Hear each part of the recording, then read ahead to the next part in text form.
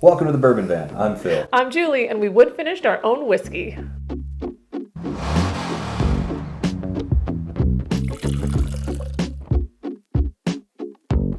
It's a big day around here. It's a pretty special day. It is our first video of 2022. Crazy. We have 4 whiskeys where we finished them ourselves with varying types of wood. And finally, today's the day that we celebrate one of our favorite Patreons, somebody who's supported us for a very long time, Alaska Bob. Hey, Alaska Bob. So we're going to celebrate Bob today by sharing some fun facts about Bob. And one of the other big announcements for 2022 is that the Bourbon Van channel is just so successful that we have now taken on an intern named Jimmy. And Jimmy, you vetted all this with Alaska Bob's people. These are all real facts. Okay, this is the book full of fun facts about Alaska Bob. So we're going to get to these. I'm anxious to know more about Alaska Bob. I'm really excited about this too. Yeah. Thank you. Good work, I think, Jimmy. We will see what we got here. We aged 4 whiskeys on various types of staves. The first one here is Old Crow. This is Julie's favorite whiskey from last year. It's a $10 bottle made by Jim Beam, aged for 3 years. For $10, we didn't expect much, and we got about what we expected. Now, what we aged that on is charred white oak staves. And these staves were all added to these whiskeys in early September. They were taken out about 50 days later. So the staves really should have done the trick by now. It feels like forever ago that we did this exercise. Yeah. The smell is incredible. Oh, good. I still don't have high hopes for this whiskey. But we have hopes. But we have hopes. Yeah. The Bourbon Van. Hopes. On our right, we have the original whiskey. On the left here, we have the one that was aged. So let's start with our original here just to get a baseline. Cheers. That's actually not bad. What can you say about this whiskey? It's very nutty. Yeah. Old Crow whiskey. It's fine. It's fine. Put it on the marketing materials. I think that's the right thing to do. It's funny, too, because the first time that I had this, I had a very visceral reaction. You didn't care for it. No, and it's fine. It's fine. Okay. Well, before we get on to the second one, because we want our palates to reset just a little bit, I think we should read off the first of our fun facts about Bob. I think we should do this at the halfway point of each of these whiskeys. Okay, fact number 1. Just looking off at Jimmy here, because I trust him, but he's new. He's new. Yeah. Alaska Bob once punched a charging grizzly bear so hard that when it came to, it was a polar bear. That doesn't seem right. I'm pretty sure that's not how the science works. Jimmy, you vetted this with Alaska Bob's people? You did. I mean, it is Alaska. Who knows what's going on up there? We're going to give you the benefit of the doubt. And if that's true, Alaska Bob, incredible. Nice. Incredible. Yeah. I'll feel very safe when we come to visit in the van. All right, on to glass number 2. This is the one that had the staves. Let's check out the nose. Whoa. It's crazy. It smells completely different. It smells incredible. It actually smells like marshmallows. Yeah. It's got that mustiness that you get from toasted oak. It smells fluffy. Like a fluffy flavored marshmallow. Holy smokes, I can't wait. Cheers. Let's do it. We're cheersing all day. Well, it's very smoky. It was a lot better on the nose than it was on the palate. Yes. It did very little for me. So there you go. Bottle number 1, swing and a miss. It is like we took that marshmallow and we just left it on the campfire till it was dissolved. Yeah. We're just licking the, what is that thing you put? The marshmallow poker? Yeah, we're just licking the poker at this point. It's ash and smoke. Yeah. Yikesos. Maybe we just need to adapt to it. It was also that fun fact about Alaska Bob. Maybe it left a bad taste in our mouth. That's not good. I don't like it. Bourbon Van. Sometimes we make mistakes. It is a no. I don't care for this one. Hey, I'm a bottom shelf beauty for a reason. Don't mess around. Right, yeah. You know what you're getting. Yeah. The unexpected is not what you want when you get a $10 bottle. So, okay, Old Crow, you're better off left alone. Got it. Next up is Benchmark, and we'll be right back with that one. Holy smokes, I hated that. On to Benchmark. This is the 80 proof. Another one that's not necessarily bottom shelf, but it's aged 3 years, 80 proof. We got this entire giant jug of it for, what, $22 or something like that. So This is the one that got a totally different stave. This got the toasted sugar maple stave. So we're going to expect something completely different here. This glass has our original, and we'll try that first for a baseline, and then we'll get after this experiment that hopefully went better this time around than the last one. There's some fruit, there's some oak, some vanilla, very light. It's a good whiskey, especially at 80 proof. You wouldn't expect it to be that satisfying. Yeah. Good whiskey. I'm going to have one more sip just to get a nice baseline going. Great. While you do that, I'm going to share another one of these fun facts about Alaska Bob. Jimmy, we're going to give you another chance here. I'm not going to say I don't trust you, but I don't trust you. Yeah. Okay, here we go. Fun fact number 2. Alaska Bob was once challenged by a salmon to a race upstream. He won so handily that salmon stand up and salute whenever he walks along a river. I don't think that's a true That statement. seems inaccurate. Jimmy, look, salmon they can't stand up. What about like getting your fin caught between 2 rocks and then just flopping over? That's something that happens, right?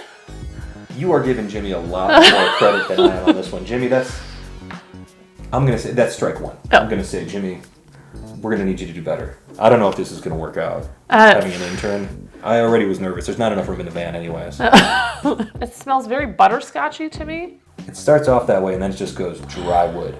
All right, let's go. Let's do it.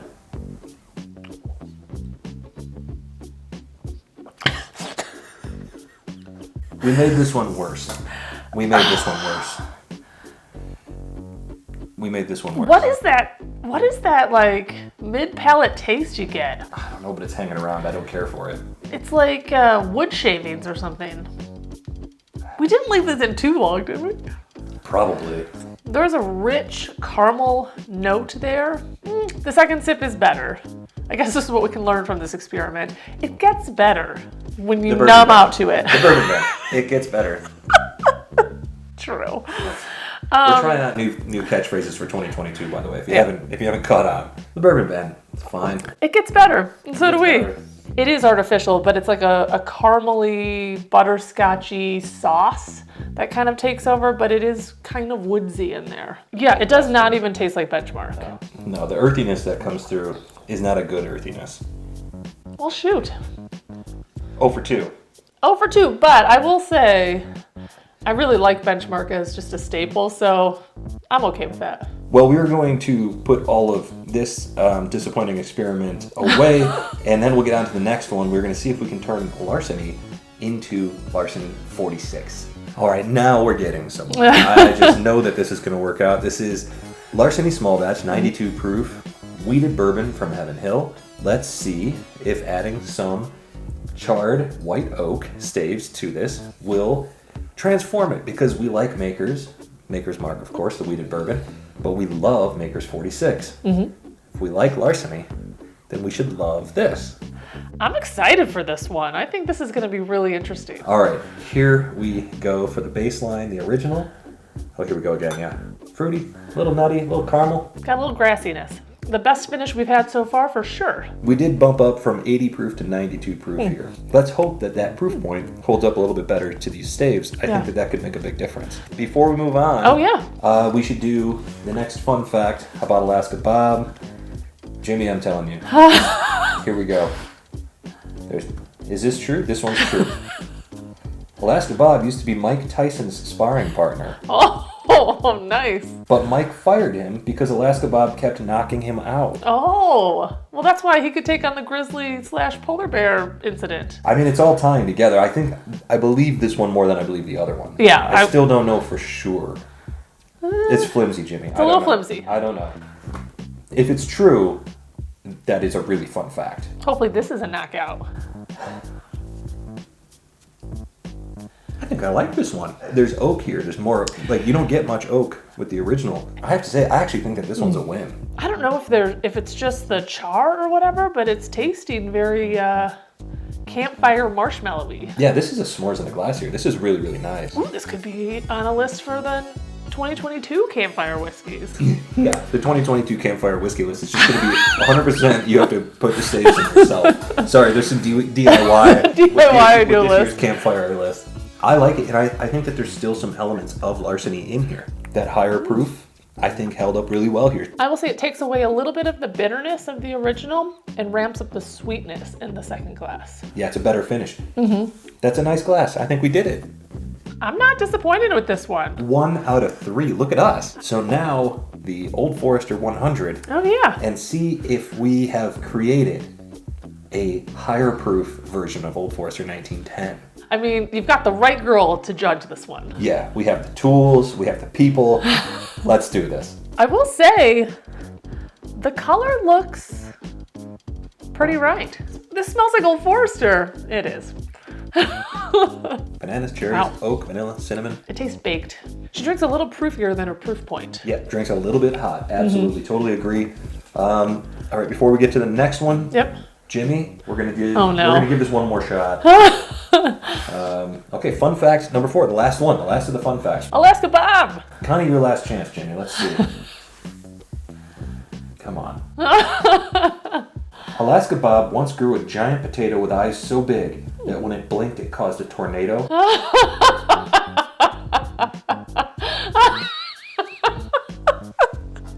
Even if Alaska Bob does grow potatoes, that's not how the eyes work on a potato. They don't blink. What sort of cartoon did you pull this from?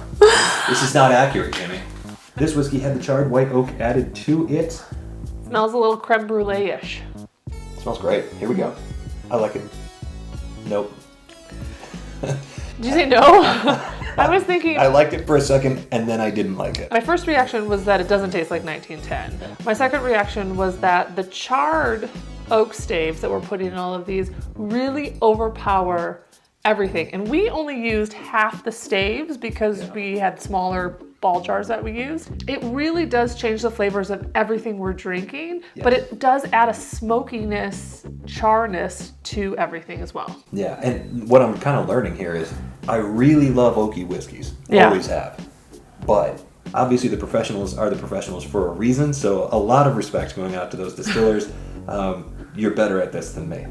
This is probably my favorite one that we've had. I think the initial dislike that I had for it was there was a tiny bit of bitterness on the palate, but the more I sit with it, quite honestly, I think that it takes some of the edge off. I almost said the exact same thing. The proofiness, you don't get that in glass number 2. I actually like the flavors that this is produced in the glass number 2. It's ramped everything up a little bit. There's still nice sweetness, but that a little touch of smoke did, I don't know, change it enough that I think it is interesting and I like it. It's interesting. It's a little more palatable. Yeah. Yeah, I do think that it has improved this bottle. Not a ton.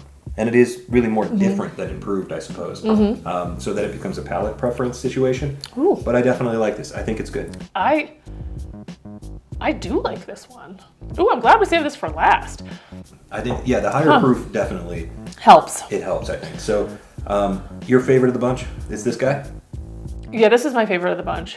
And I think it's between this and the Larceny. The longer I sit with this, I think it's this one for me too. That was fun. That was a great experiment, I think. I don't know if you guys got anything out of it. I don't know if I got anything out of it. But it was a fun time. Well, on a more serious note, of course, we're celebrating Alaska Bob today. We do want to say thank you so much, genuinely, from the bottom of our hearts. You've been fantastic. Jimmy tells me that he wrote up a little something that he wants me to read. Uh-oh. Thank you, Alaska Bob, for all the wonderful support and kindness over the past year. To quote my all-time favorite song, you were the wind beneath my wings. Thanks, Bob. Jimmy, we're gonna have a long talk after this. I like it. Really? Yeah. You like Jimmy? Yeah, I think he's done a good job. I think that wind beneath my wings stuff, that saved him today. Well, those low expectations, that super low bar that you get at the Bourbon Van, clearly it's alive and well. Well, thank you so much, all of you, for joining us today. This was kind of a silly, fun way to kick off the year, I think. I think it was a very, very serious way to kick things off, and I hope that you took it as seriously as we did, from wherever we are. To wherever you are. Cheers. Cheers. Happy 2022.